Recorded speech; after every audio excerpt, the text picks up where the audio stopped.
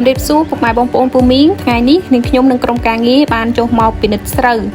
ហើយបងប្អូនឃើញពណ៌ទឹកស្រាប់ហើយមានន័យថានៅតំបន់របស់គាត់នឹងស្រែនេះគឺមិនមានទឹកជូរជាតិជ្រេះអីទេតំបន់ដីបឹងដីមានជីវជាតិសម្រាប់ថ្ងៃនេះដែរក្រុមការងារយើងខ្ញុំនឹងមកធ្វើការវិតម្លៃនៃការប្រើប្រាស់ថ្នាំទទឹដើមបូកជាមួយនឹងថ្នាំបំពន់ដើម្បីជំនួយនៃការបែកគុំរឹងដើមរឹងស្លឹកសម្រាប់ស្រូវរបស់បងប្រុសនៅត្រយសើងខេត្តអាំងយ៉ាងចាពីព្រោះស្រែរបស់គាត់នឹងប្រើពូជ OM 5451សម្រាប់ស្រែដែលព្រុសធម្មតាហើយស្រែដែលជាប់ភ្លឺនឹងដែលយើងឃើញស្ដើងហ្នឹងអានឹងគាត់ស្ទូងទេណាបងប្អូនគាត់ស្ទូងហ្នឹងដើម្បីយកទៅធ្វើពូជដើម្បីកាត់បន្ថយស្រូវលាយបងប្អូនអ្នកគ្នាធម្មតានៅម្ដុំនេះស្រែស្រូវលាយច្រើនហើយកម្ចាត់ស្រូវលាយគាត់ប្រើថ្នាំរបស់ក្រុមហ៊ុនដែរចាយើងងាកពិនិត្យមើលស្លឹកស្រូវសម្រាប់ស្លឹកស្រូវគឺក្រាស់ខៀវល្អហើយសម្រាប់ដើមស្រូវវិញគឺឈររឹងមាំល្អបងប្អូនអ្នកគ្នាដែលសារនៅតំបន់នេះដីរបស់គាត់គឺជាដីផុកដីផុងដូច្នេះចាប់ពីមួយរដូវទៅមួយរដូវគាត់តែងតែប្រើថ្នាំបន្ទឿដើមចាពីប្រហែលឆ្នាំមុនគាត់បានប្រើប្រាស់ថ្នាំបន្ទឿដើមជាប្រភេទប៉ាក្លោប៊ូតាសូនដែរ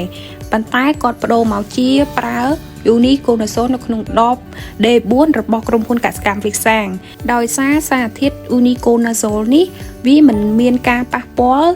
ទៅលើដើមស្រូវឬក៏ផ្ទុកក្នុងដីរបស់ស្រែបងប្អូនទេចាដូច្នេះតាំងពីមួយរដូវទៅមួយរដូវហ្នឹងគឺយើងធ្វើការប្រើប្រាស់ថ្នាំនេះ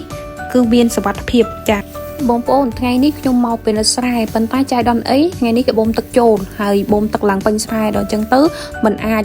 ថតកន្លែងគល់ស្រូវហ្នឹងឲ្យបងប្អូនឃើញច្បាស់បានទេមានតែដកស្រូវចេញហើយថតឬថតអីទេបងប្អូនអ្នកនេះចានាងខ្ញុំនឹងធ្វើការ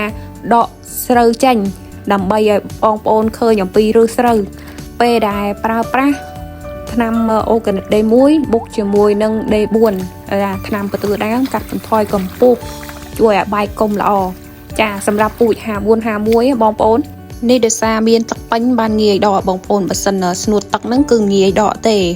លើយើងឃើញថាឫសស្រូវហ្នឹងគឺវាច្រើនណាបងប្អូននេះមើលគុំឯកូនគុំឯ1 2 3 4មួយដើមបែកបាន4ដើមបងប្អូនអរគ្នាចានេះពូជ OM 5451ហើយសម្រាប់ដើមនេះវិញបងប្អូនដើមនេះក៏បែកច្រើនដែរ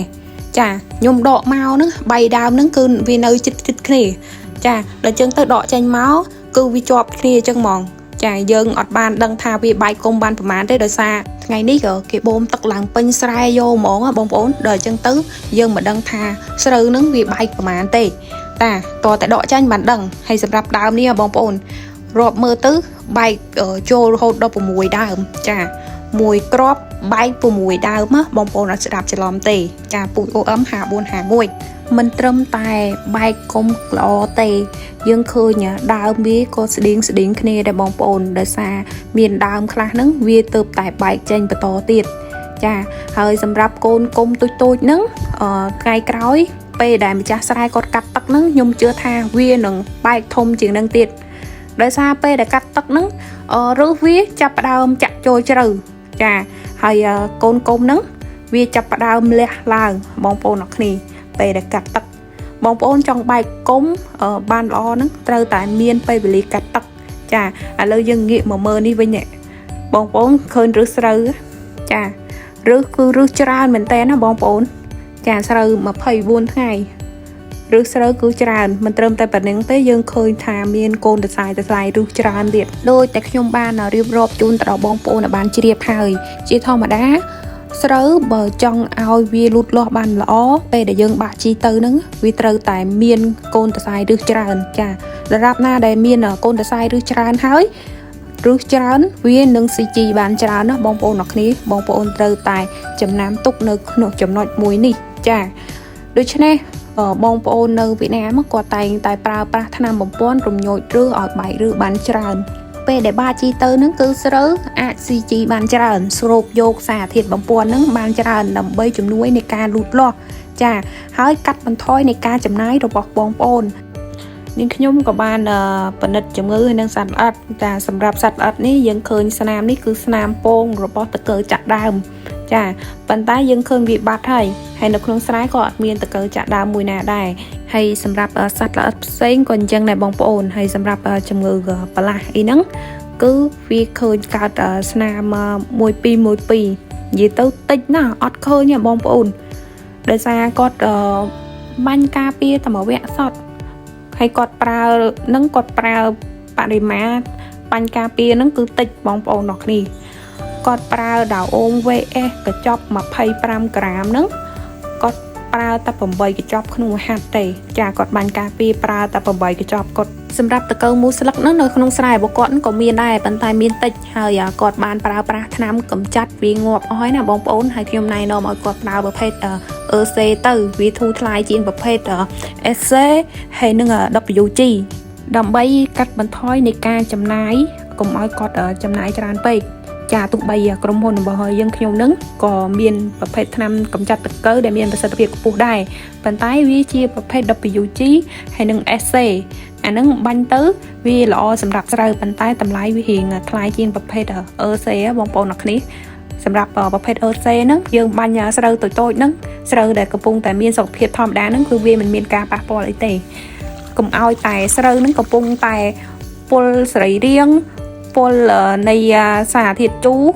ឬក៏ពុលថ្នាំស្មៅហ្នឹងយើងបាញ់ EC ទៅហ្នឹងវាធ្វើឲ្យស្រូវហ្នឹងវាខ្សោយថែមបងប្អូនអ្នកគ្នាអញ្ចឹងពេលដែលបាញ់លាយថ្នាំស្រូវបងប្អូនត្រូវតែប្រយ័ត្នបន្តិចនិយាយពីមួយមេសហើយនិងមួយមេថ្នោតស្រែរបស់គាត់ហ្នឹងខ្ញុំអត់ប្រទះឃើញមួយមេសហើយនិងមួយមេថ្នោតចាប់ពីដើមរដូវមកគឺអត់ឃើញមកចាដោយសារគាត់មានបាញ់ថាត្រីឥតហើយដើម្បីការពារមួយមេសមួយមេថ្នោតហើយសំខាន់គឺកម្ចាត់ត្រីមុខផ្លុងបងប្អូនអ្នកគ្នាចាហើយមួយទៀតមកពីស្រែរបស់គាត់ហ្នឹងព្រុសរៀងស្ដើងចា120គីឡូក្នុងមួយហាត់ហ្នឹងរៀងស្ដើងដូច្នេះសម្រាប់ប្រភេទមួយមៀតវា3លុកហ្នឹងគឺតិចបងប្អូនអ្នកគ្នាដោយសារស្រូវវាស្ដើងវើចាប៉ុន្តែបងប្អូនឃើញស្ដើងមែនដល់ពេលតែស្រូវវាលះធំទៅមកដល់ឥឡូវ24ថ្ងៃបងប្អូនឃើញវាក្រាស់ល្មមហ្មងចាគឺវាល្មមពេញមួយស្រែហ្មងណាចានោះគឺជាការវិតម្លៃរបស់ខ្ញុំសម្រាប់ស្រែរបស់បងប្រុសនៅថុយសើងខេត្តអាំងយ៉ាងបងប្អូនអ្នកគ្នាហើយសម្រាប់កម្រិតនៃការប្រើប្រាស់ថ្នាំប្រព័ន្ធវិញណាវគ្គទី1គាត់មានប្រើអូការិតដេ1បូកជាមួយនឹងថ្នាំឃុំគ្រាប់ស្មៅចាដោយសារមេឃរដូវនេះរដូវក្តៅបងប្អូនត្រូវតែប្រើប្រភេទថ្នាំប្រព័ន្ធសរីរាង្គបូកជាមួយថ្នាំគ្រាប់ស្មៅបានស្រូវវាលះល្អចាហើយសម្រាប់វគ្គទី2នេះគាត់មិនបានប្រើ stress ទេប៉ុន្តែគាត់ប្រើ D1 បូកជាមួយនឹង D4 ចាថ្នាំកាត់បន្ថយកម្ពស់ជំនួយបែកកុំចា D4 នេះគឺមាន Uniconazole ចាគឺជាប្រភេទថ្នាំបន្ទឿដើមដែរបងប្អូនគ្នាប៉ុន្តែវាមិនប៉ះពាល់ទៅដល់ដីរបស់បងប្អូនទេនៅក្នុងរដូវក្រោយទៀតចាហើយគាត់ហេតុអីបានគាត់ប្រើ D4 ហើយ D1 នៅក្នុងវគ្គទី1ចាដោយសារខ្ញុំបានរៀបរាប់ប្រាប់បងប្អូនហើយស្រែរបស់គាត់នឹងគឺជាប្រភេទដីល្អហើយដីផុកដីផងដូច្នេះគាត់ត្រូវប្រើ D4 ហ្នឹងចាប់ពីវគ្គទី1ហើយសម្រាប់វគ្គទី2គឺគាត់មិនទាន់ធ្វើការបាញ់ថ្នាំវគ្គទី2ទេបងប្អូនវគ្គទី2ចាប់ពី18ទៅដល់25ថ្ងៃចាដោយសារថ្ងៃនេះគេបូមទឹកឡើងពេញនៅក្នុងស្រែរបស់គាត់មកណាដូច្នេះពេលគាត់ចាំដល់ពេលដែលទឹកស្រកបានគាត់ចាប់ផ្ដើមបាញ់ថ្នាំវិញចាហើយគាត់បាញ់វគ្គបន្តហ្នឹងគាត់នឹងប្រើ D4 ទៀតចាបងប្អូនអរគ្នាដោយសារដីរបស់គាត់ជាប្រភេទដីផុកខ្លាំងដែរចាបើសិនដីរបស់បងប្អូនគឺជាប្រភេទដីលបាយខ្សាច់ដីលាយខ្សាច់អីហ្នឹងបងប្អូនមិនចាំបាច់ប្រើ D4 ទេបងប្អូនអាចប្រើប្រភេទតៅម៉ាំបានព្រោះតៅម៉ាំហ្នឹងគឺវាស្រាលជាង D4 បងប្អូនអរគ្នា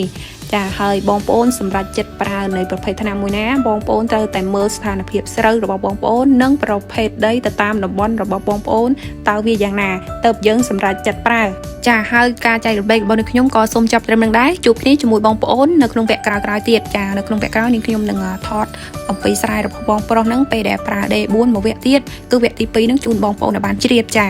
អរគុណបងប្អូនដែលចំណាយពេលវេលាដ៏មានតម្លៃតាមដានទស្សនាវីដេអូរបស់នាងខ្ញុំចាសូមអរគុណសូមជម្រាបលា